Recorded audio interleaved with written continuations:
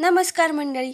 आजच्या व्हिडिओमध्ये आपण जवळपास सगळ्यांना असणारी एक समस्या म्हणजे डोकेदुखी याच्यावरती घरगुती उपाय कोणते ते या व्हिडिओमध्ये पाहणार आहोत. व्हिडिओ शेवटपर्यंत नक्की पहा. पहिला उपाय, आलेयुक्त चहा.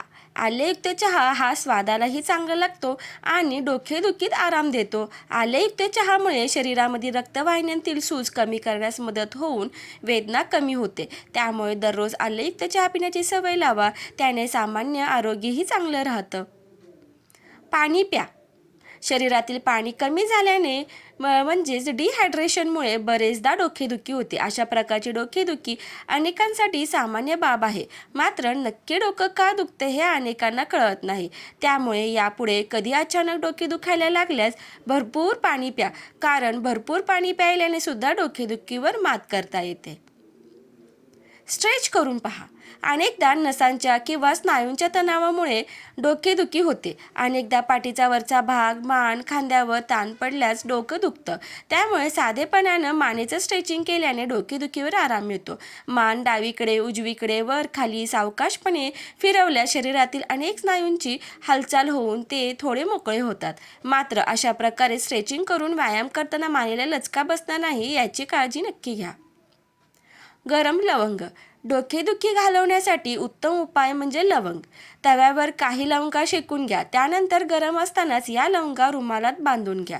त्यानंतर या रुमालातून येणारा गरम लवंगाचा वास घेत राहा. यामुळे डोकेदुखीचा त्रास नक्कीच कमी होईल.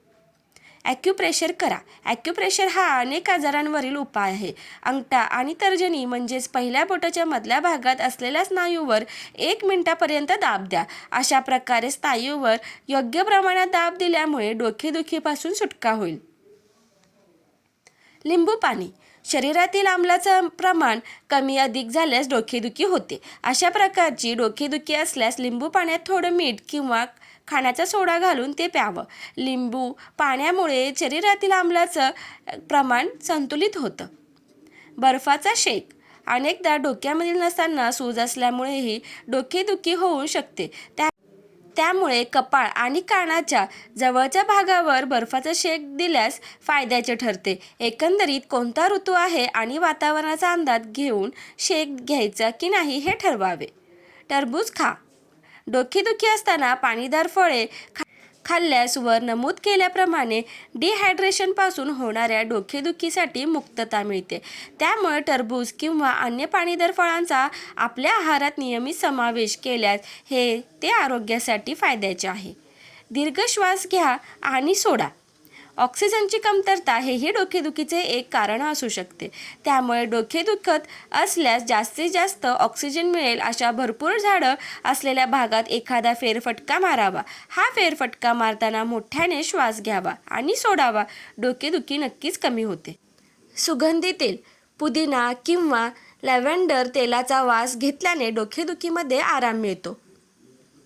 गडद आणि शांत खोलीत विश्रांती घेतल्याने डोकेदुखी लवकर बरी होते. निलगिरीच्या तेलाने कपाळ आणि मानेवर मालिश केल्याने डोकेदुखी कमी होण्यास मदत होते. डोकेदुखी जर वारंवार आणि जास्त प्रमाणात दुखत असल्यास डॉक्टरांचा सल्ला नक्की घ्यावा. माहिती आवडल्यास व्हिडिओला लाईक, शेअर आणि सबस्क्राईब करायला विसरू नका. धन्यवाद.